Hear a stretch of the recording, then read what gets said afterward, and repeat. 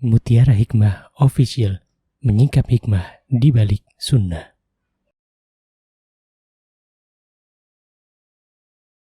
Salurkan donasi terbaik Anda untuk mendukung dakwah Mutiara Hikmah Official.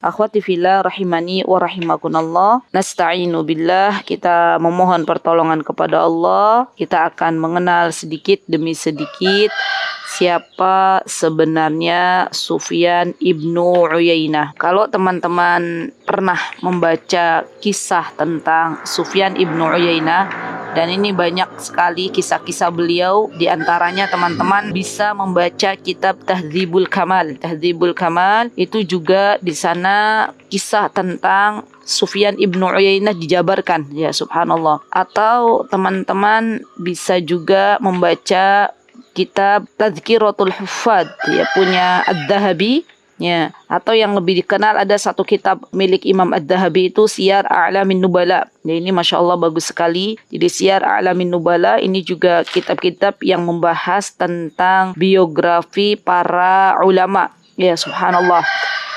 Di sana teman-teman akan menemukan sebuah biografi tentang Sufyan ibnu Uyainah. Beliau teman-teman, nama beliau adalah Sufyan ibnu Uyainah ibnu Maimun. Ya, jadi nama beliau kalau teman-teman lihat dari beberapa kitab, maka akan didapati namanya Sufyan itu adalah Sufyan ibnu Uyainah ibnu Maimun. Ya, dan beliau Al-Hilali, ya, Al-Hilali, nama kabilahnya beliau berasal dari Al-Hilali, dan beliau mendapatkan julukan Abu Muhammad Al-Kufi Al-Makki. Ya, nah ini dia kenapa disebut Al-Kufi, kenapa disebut Al-Makki, ya, karena beliau lahir di Kufah, maka beliau menyebutkan dirinya Al-Kufi. Ya, jadi boleh teman-teman misalnya lahir di sebuah negara, kemudian teman-teman menyandarkan sebutan untuk daerah asal teman-teman lahir, ya, seperti Ibnu Uyainah ini,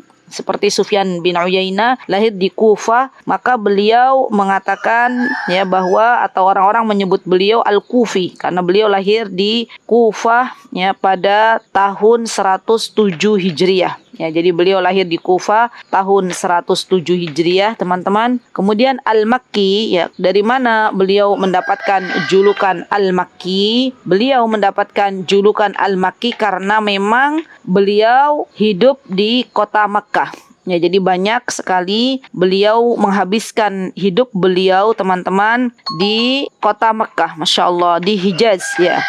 Jadi subhanallah, dari kota Kufah, dari negeri Irak, Kufah itu Irak, ya, dari negeri Irak, beliau kemudian menetap di Makkah dan beliau mengajar hadis, mengajar Al-Quran pada orang-orang Hijaz sampai Allah wafatkan beliau di kota Makkah. Maka beliau dijuluki dengan Sufyan ibnu Uyainah Abu Muhammad Al-Hilali Al-Kufi Al-Makki. Berarti sudah paham, ya teman-teman, kenapa Al-Kufi? Karena beliau lahir di kota Kufah, yaitu Irak. Dan kenapa Al-Makki? Karena beliau menghabiskan usianya dan Allah wafatkan di kota Makkah, tepatnya pada tahun 198, betul, ya. 198 beliau wafat di kota Mekah. Beliau lahir di Kufah tahun 107 Hijriah. Ya, jadi Masya Allah, ya, usianya panjang, teman-teman.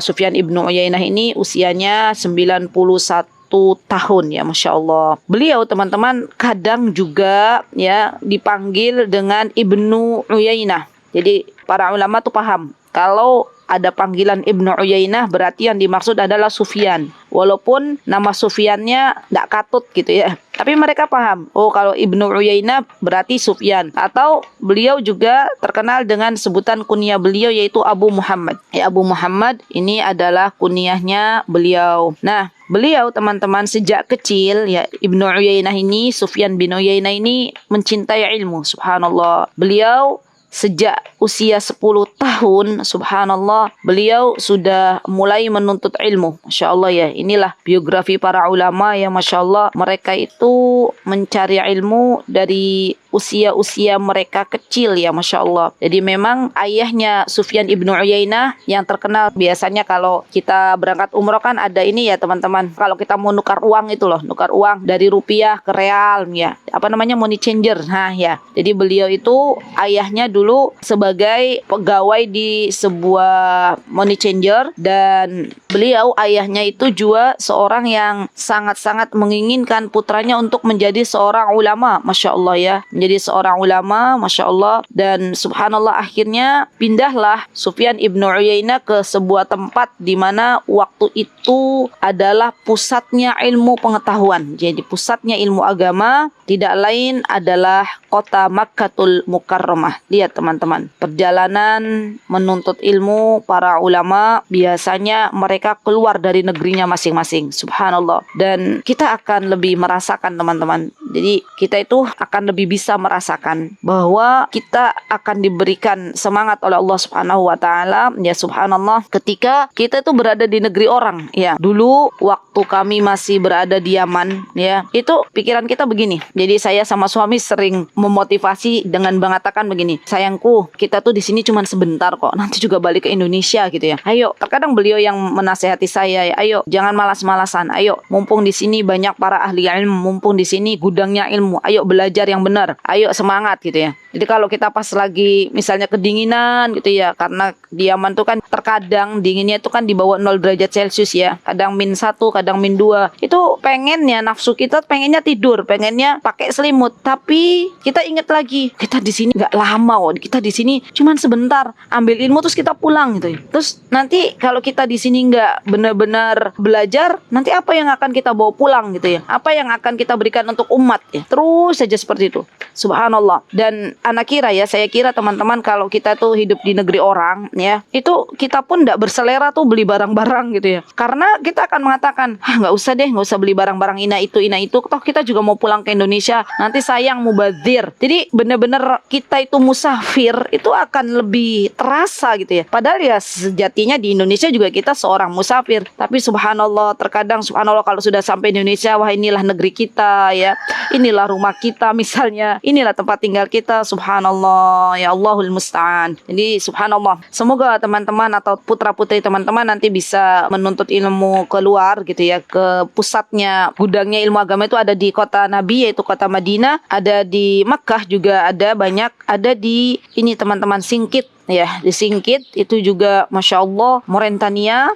itu juga gudangnya ilmu saat ini ya, gudangnya hafalan. Jadi kalau kemarin cucu-cucunya Syekh kami itu memberangkatkan berapa ya, beliau tiga cucu yang laki-laki itu ke daerah Mauritania, ke sana untuk belajar ya, Masya Allah. Atau bisa juga Sudan juga masih banyak di sana ya ilmu-ilmu agama, Masya Allah. Dan di sanalah gudangnya ilmu agama teman-teman. Maka kita minta kepada Allah agar Allah memudahkan kita semuanya, anak cucu kita, untuk bisa berangkat mengambil mergo ilmu agama di pusatnya ya, Masya Allah. Nah, Sufyan ibnu Uyainah ini teman-teman, subhanallah, beliau memulai menuntut ilmu hadis, mencari ilmu sejak usia 10 tahun. Dan beliau terkenal sekali hafalannya yang sangat kuat ya, Masya Allah. Itulah ya, subhanallah, kalau Allah sudah berkehendak ya untuk menjadikan seseorang itu sebagai ulama ya teman-teman, maka Allah akan berikan kepada orang ini subhanallah kelebihan dalam menghafal. Jadi cepatnya menghafal dan kuatnya hafalannya, subhanallah, Allahu Akbar ya, Masya Allah. Dan subhanallah teman-teman, Sufyan ibnu Uyainah ya, ini beliau terkenal dengan seorang yang hafid, yang siqah.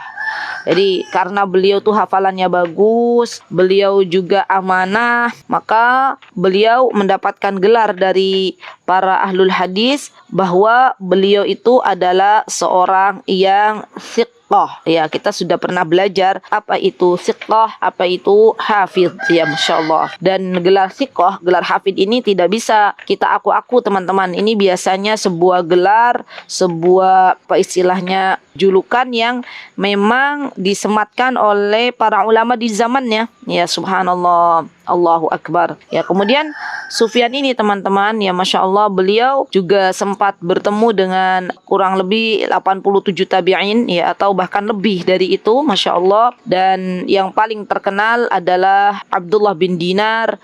Ada juga guru beliau itu Amr bin Dinar. Jadi Amr bin Dinar ini guru beliau yang terkenal, ya.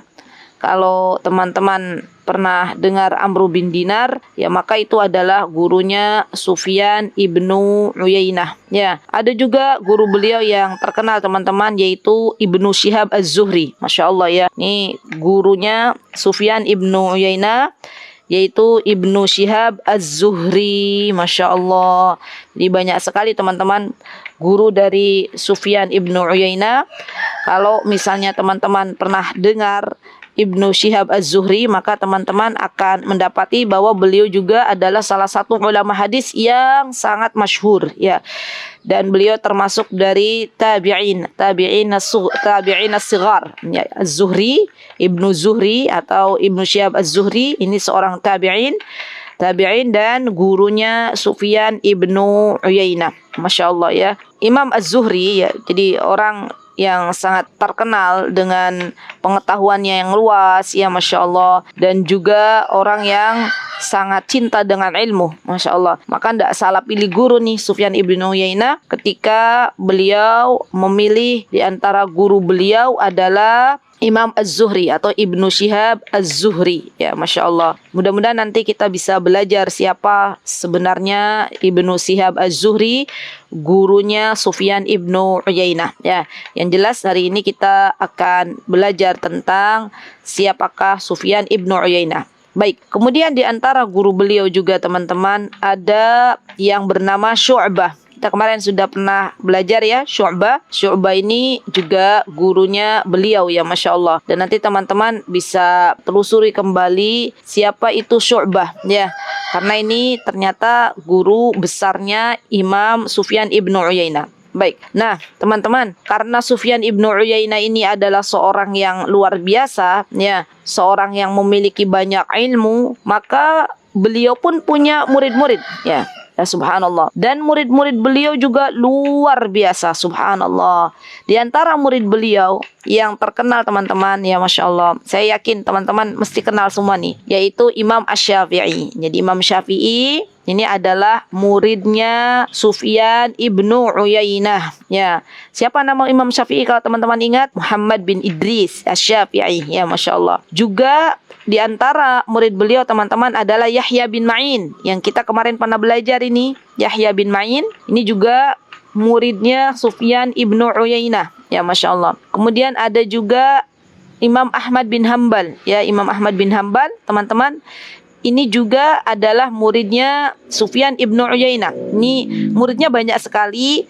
Saya akan menyebutkan yang masyhur, yang terkenal, ya teman-teman. Kita sudah kan pernah membahas tentang Imam Ahmad bin Hambal, ya, bagaimana beliau punya seorang ibu yang sangat luar biasa. Ketika dalam keadaan beliau kecil, keadaan yatim, ibunya terus semangat, ya, tidak mau menikah, yang penting bisa merawat Ahmad bin Hambal, ya Masya Allah. Dan Imam Ahmad bin Hambal pun beliau menjadi seorang yang sangat mencintai ilmu sampai akhir kehidupan beliau, ya Masya Allah. Dan beliau juga punya teman-teman, ya, seorang murid, kalau teman-teman pernah dengar namanya Ali Al-Madani, ini juga muridnya beliau, Ali bin Madini, ya. Kemudian satu lagi di antara murid beliau yang masyhur, yang terkenal adalah Abdullah ibn al-Mubarak. Ya teman-teman pernah dengar Abdullah ibn al-Mubarak? Kalau pernah dengar Abdullah ibn al-Mubarak, maka itu adalah muridnya Sufyan ibnu Uyainah. Ya, kalau kita kayaknya sudah pernah belum ya membahas kisah Abdullah bin Mubarak. Jadi yang jelas beliau itu,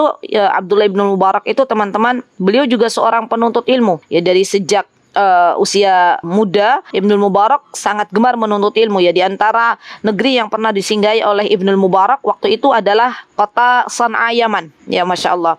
Dan Ibnul Mubarak juga bukan hanya belajar pada Sufyan ibnu Uyainah, beliau juga banyak belajar dari guru-guru beliau yang berasal dari Kufah, dari Misr, dari Yaman, dari Syria, dan masih banyak lagi. Masya Allah, Tabarakar Rahman. Ya, jadi subhanallah, Ibnu Uyainah ini atau Sufyan Ibnu Uyainah ini Masya Allah memiliki murid-murid yang luar biasa. Ya, dan di antara murid beliau ada Abdullah ibnul Mubarak. Masya Allah, subhanallah ya teman-teman. Kita bersyukur kepada Allah, minimal walaupun kita tidak hidup sezaman dengan Sufyan ibnu Uyainah atau Abdullah ibnul Mubarak, kita bersyukur kepada Allah. Allah memberikan kepada kita kesempatan untuk mengenal siapakah mereka, ya, sehingga kita sekarang bisa lebih tahu, ya, semangat bahwa sejatinya kita semuanya adalah penuntut ilmu. Sampai kapan? Sampai Allah wafatkan kita. Jangan pernah kita menganggap itu kita adalah seorang yang alim sehingga tidak perlu lagi belajar, teman-teman. Kita tetap harus belajar. Ya, sekecil apapun itu, subhanallah, banyak faidah yang kita dapatkan ketika kita belajar. Dan jangan pernah menganggap diri kita itu orang yang mencukupkan diri dari belajar. Ya, subhanallah. Sesungguhnya para ulama tidaklah demikian. Para ulama mereka terus belajar, mereka terus haus dengan mengambil faidah, kemudian mereka ajarkan, mereka amalkan. Masya Allah. Inilah sifat-sifat dari para ulama. Masya Allah. Baik, setelah kita mengetahui siapa murid-murid Sufyan ibnu Uyainah, dan kita juga sudah belajar siapakah guru-guru Sufyan ibnu Uyainah, maka mari kita dengar, ya, bagaimana para ulama menceritakan, ya, siapa sebenarnya Sufyan ibnu Uyainah, agar kita lebih semangat lagi dengan mengenal generasi-generasi orang-orang yang berilmu. Ya, Masya Allah. Teman-teman yang dimuliakan oleh Allah Subhanahu wa taala, Ibnul Madini berarti siapanya? Sufyan ibnu Uyainah, muridnya ya. Tadi kan Ali Ibnul Madini, ini muridnya Sufyan ibnu Uyainah. Beliau pernah mendengar dari guru beliau, yaitu Sufyan ibnu Uyainah, atau biasa kalau para ulama menyebut Ibnu Uyainah. Ya, beliau pernah mengatakan kepada murid beliau Ibnul Madini, kata beliau, saya belajar pada Abdul Karim Al-Harazi selama 2 tahun. Dan ia berkata kepada penduduk kotanya, ya, perhatikan anak kecil ini, ya. Katanya Abdul Karim, perhatikan anak kecil ini. Ia bertanya kepadaku sedangkan kalian tidak bertanya. Ya, maka katanya Sufyan ibnu Uyainah, aku itu menulis sesuatu melainkan telah kuhafalkan sebelum menulisnya. Jadi subhanallah teman-teman, Sufyan ibnu Uyainah itu orang yang memang Allah berikan hafalan yang sangat cepat. Ilmu belum ditulis saja oleh beliau, itu sudah beliau hafal. Subhanallah, Allahu Akbar, ya, Masya Allah. Itulah jikalau Allah berikan kepada teman-teman, ya Allah anugerahkan kepada teman-teman putra-putri yang hafalannya cepat, maka berikan motivasi kepada putri-putri kita atau putra-putri kita untuk menghafal Al-Quran, untuk menghafal hadis. Karena eman gitu loh, sayang. Allah sudah kasih bekal nih untuk diberikan kuatnya hafalan, ya. Maka sayang kalau yang dihafalkan hanya ilmu-ilmu dunia, kalau yang dihafalkan hanya nyanyian-nyanyian. Ya, ayo hafalkan Al-Quran, selesaikan Al-Quran. Ayo hafalkan hadis-hadis. Sebagaimana Sufyan ibnu Uyainah, beliau sebelum menuliskan ilmu, maka beliau telah menghafalkannya di dalam dirinya, ya, Masya Allah. Beliau telah hafal atas izin Allah Subhanahu wa ta'ala. Allahu Akbar. Dan subhanallah, memang teman-teman luar biasa, ya, kuat hafalan itu adalah pemberian dari Allah Subhanahu wa taala. Ya, setiap orang itu berbeda. Dan saya melihat di sini anak-anak pun, ya, terkadang kita sudah membuat kurikulum, kita sudah ada alhamdulillah di satu ini kurikulum dari Mesir, tapi terkadang subhanallah ada anak-anak itu yang justru Allahu Akbar, ya, melampaui batas yang telah kami tentukan. Jadi sudah duluan melesat. Ada anak-anak yang istilahnya kita sudah di tengah-tengah gitu, ya. Kita mulainya dari surat An-Naba, dia masih di An-Naba, ada tuh yang begitu juga. Ya, subhanallah. Jadi murni yang namanya kekuatan hafalan itu adalah dari Allah Subhanahu wa taala, pertolongan dari Allah Subhanahu wa taala. Jadi apa yang harus kita lakukan ibu-ibu sebagai emak-emak nih agar anak-anak kita kuat hafalannya? Yang bisa kita lakukan, kita doakan. Ya, kita doakan, wahai Rabbku, berikanlah hafalan yang kuat untuk anak-anakku. Wahai Rabbku, berikanlah kepada anak-anakku ilmu yang bermanfaat. Dan kita berikan nutrisi, ya teman-teman. Kita berikan makanan penunjang. Ya, di antara makanan penunjang yang bisa menguatkan hafalan, kalau dulu para ulama adalah banyak makan kismis, banyak makan zabib, kalau bahasa Arabnya anggur kering itu loh, kismis kalau di Indonesia. Itu makanan pendampingnya itu. Makanan pendampingnya kurma, ya misalnya.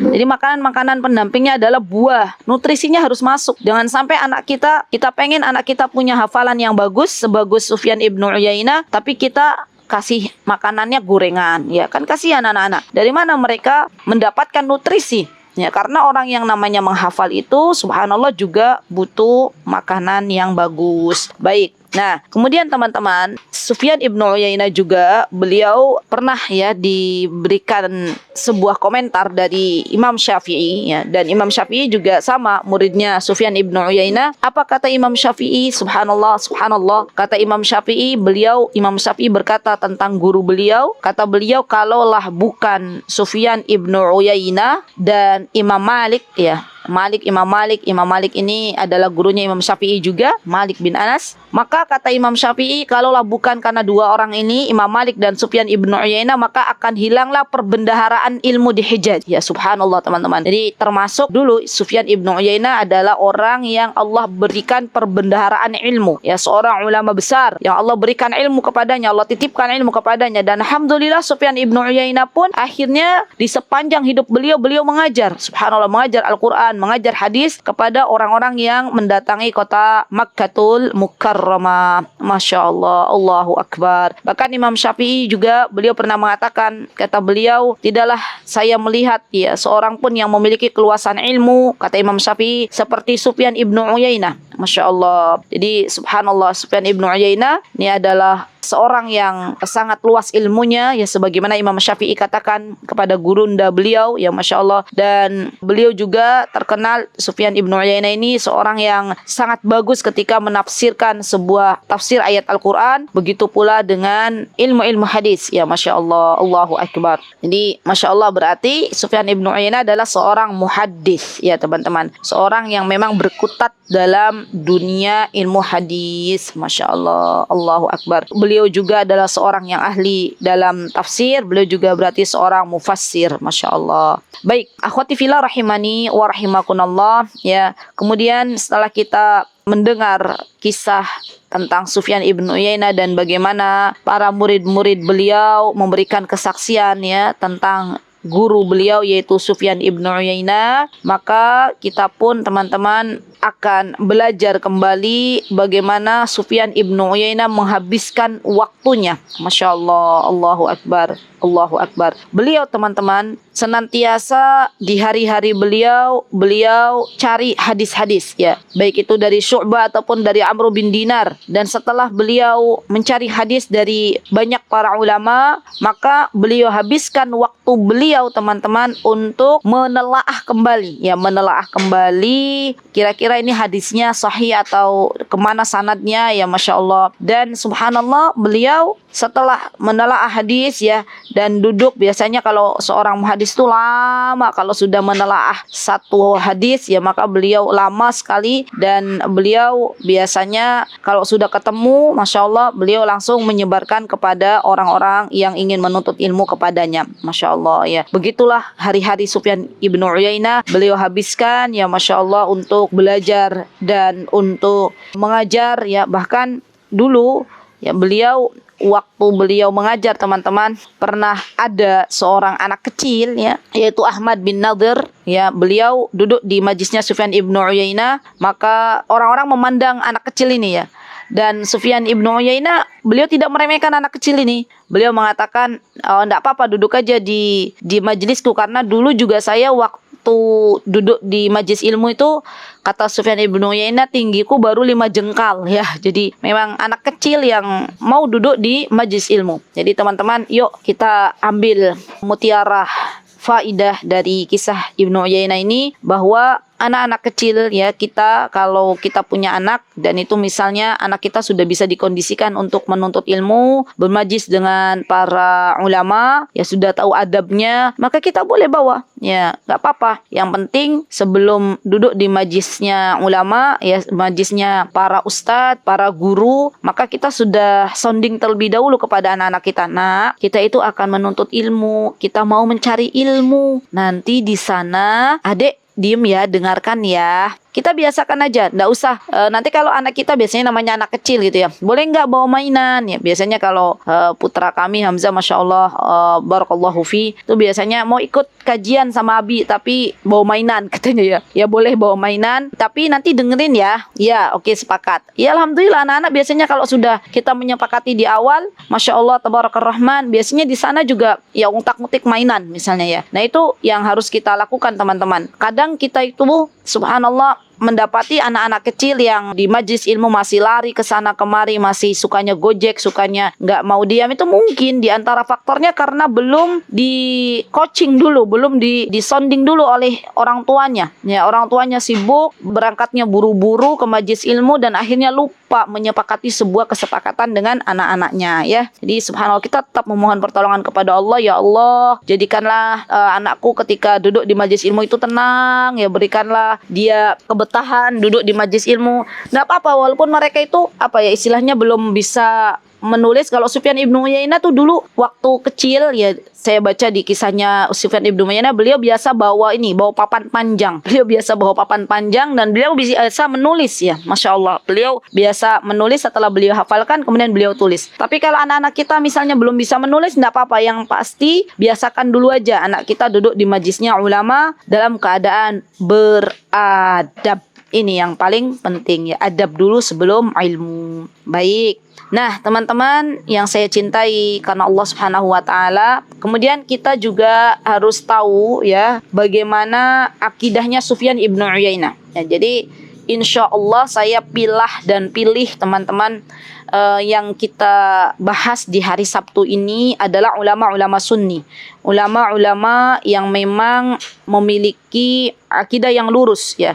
Jadi saya tidak mau, bukannya tidak pengen mengetahui para ulama yang lain, tapi saya pribadi ingin bahwa yang kita kenal tuh adalah ulama-ulama sunni, ulama-ulama yang memang akidahnya lurus gitu ya. Jadi yang masuk ke telinga kita itu adalah ulama-ulama yang memang itu adalah seorang yang bukan hanya punya ilmu saja, tapi juga akidahnya lurus, akidahnya benar gitu loh, bukan menyimpang. Karena teman-teman ketika belajar sebuah ilmu ya, belajar sebuah biografi ulama, itu ada juga ulama-ulama yang mana mohon maaf sekali ya, akidahnya bukan lagi akidah Ahlussunnah wal Jamaah, tapi sudah menyimpang ke akidahnya Khawarij misalnya, atau Mu'tazilah, atau misalnya akidahnya Asy'ariyah. Nah, ini juga hati-hati. Dan Sufyan ibnu Uyainah ini teman-teman ya, ketika beliau ditanya tentang Al-Qur'anul Karim, apa kata beliau? Dan insyaallah ketika beliau mengatakan Al-Qur'an huwa kalamullah ya, minallah, dan beliau mengatakan, kata Sufyan ibnu Uyainah, apa pendapatmu wahai Sufyan? Ketika ditanya oleh Muhammad bin Masrur ya, seorang laki-laki pernah bertanya kepada Sufyan ibnu Uyainah, ya ibnu Uyainah, apa pendapatmu tentang Al-Quran? Maka kata beliau, Al-Quran itu adalah kalamullah, dari Allah dan diturunkan ya oleh Allah Subhanahu wa taala kepada Nabi kita Muhammad SAW, dan kelak Al-Quran itu akan kembali kepada Allah Subhanahu wa taala. Nah, dari sini saja teman-teman kita bisa mengambil kesimpulan bahwa Sufyan ibnu Uyainah adalah seorang yang memiliki akidah Ahlussunnah wal Jamaah, karena beliau meyakini bahwa Al-Quran adalah kalamullah, bukan makhluknya Allah Subhanahu wa taala, sebagaimana keyakinan para pendahulu kita, yaitu Imam Ahmad bin Hanbal ya. Subhanallah, walaupun penjara ada di hadapannya ya, tapi beliau tetap kekeh mengatakan bahwa Al-Quran adalah kalamullah ya. Kemudian bukti, di antara bukti bahwa Sufyan ibnu Uyainah ini adalah seorang sunni, seorang Ahlussunnah wal Jamaah, teman-teman, ketika ada yang bertanya kepada beliau tentang hadis Nabi kita Muhammad SAW ya, yang mengatakan bahwa Allah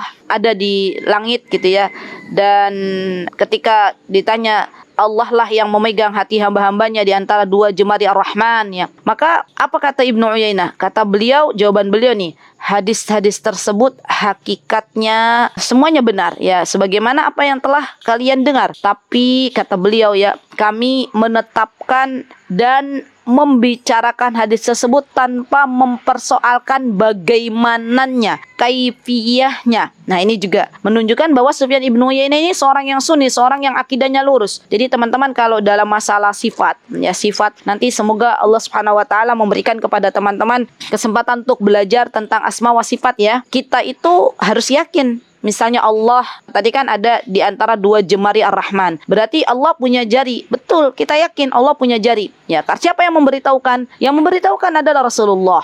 Kita yakin Allah misalnya punya tangan. Dari mana kita tahu Allah punya tangan? Dari Al-Quran. Ada dalilnya. Tapi kita nggak perlu kita mengetahui bagaimananya gitu ya. Atau misalnya begini, kita tahu dalam sebuah hadis dikatakan bahwa Allah itu turun ke langit dunia di sepertiga malam, ya, setiap hari. Nah, bagi kita sebagai seorang yang ahlu sunnah wal jamaah, kita harus yakin, oh ya, Allah tuh turun. Ya, dari mana kita tahu? Dari hadis Nabi kita Muhammad SAW. Tapi kita nggak perlu tanya bagaimananya Allah turun. Ya, kaifiyahnya itu yang kita tidak perlu lebih dalam untuk mengetahui. Kita percaya dan yakin dari apa yang dibawa oleh Rasulullah SAW dalam hadis-hadis sahih beliau, dan kita percaya serta yakin sifat-sifat Allah, nama-nama Allah dari Al-Quranul Karim. Cukup sampai di sana, teman-teman. Ya, karena ya kalau orang-orang yang selain dari Ahlus Sunnah wal Jamaah seperti orang-orang Mu'tazilah, orang-orang Jahmiyah, orang-orang Asy'ariyah, mereka akan bertanya kaifiyahnya, dan ternyata akal kita nggak sampai tuh. Ya, akal kita tidak sampai. Maka banyak di antara orang-orang Jahmiyah, Sufi, ya, orang-orang Asy'ariyah yang akhirnya mereka wal'iyadzubillah, ya, mereka akhirnya karena akal mereka nggak sampai jadi gila, ya. Ya, kenapa? Karena mereka repot-repot memikirkan bagaimananya, ya, kaifiyahnya Allah Subhanahu wa taala, padahal kita tidak diminta untuk demikian, ya, Masya Allah. Baik, setelah kita tahu bagaimana akidahnya Sufyan ibnu Uyainah, maka ada banyak, ya, Masya Allah, nasihat Sufyan ibnu Uyainah, Masya Allah. Di antara nasihat yang menurut saya, ya, yang paling menyentuh di antara kita adalah ketika beliau mengatakan, apa kata beliau tentang sifat para penuntut ilmu. Kata beliau, innama manzilatul ladzi yatlubul ilma yantafi'u bih. Masya Allah. Kata beliau, kedudukan orang yang belajar agama, thumma yantafi'u bih, kemudian dia mengajarkannya, dia mengamalkannya, maka itu kedudukannya seperti seorang hamba yang mencari ridho tuannya, mencari ridho Rabbnya, gitu ya. Masya Allah. Maksudnya seperti apa? Jadi kita nih penuntut ilmu sejati, kalau kita mau menjadi penuntut ilmu sejati, maka jangan ada terselip rasa menyombongkan diri kita masing-masing, ya. Gak perlu ada rasa sombong di hati kita. Karena sejatinya kita semuanya adalah hambanya Allah Subhanahu wa ta'ala. Dan yang namanya hamba itu senantiasa mencari ridho Rabbnya, ya.